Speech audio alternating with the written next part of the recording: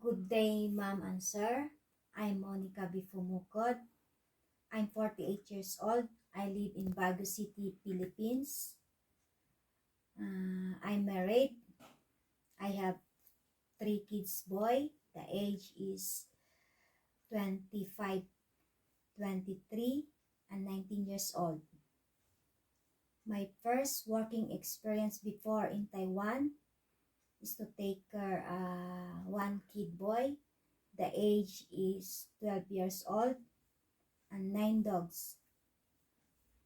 My working experience in Hong Kong is to take care elderly. The age is 102 years old and 1 dog. My second experience in Hong Kong is to take care 2 kids.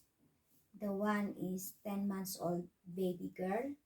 The second is 4 years old boy.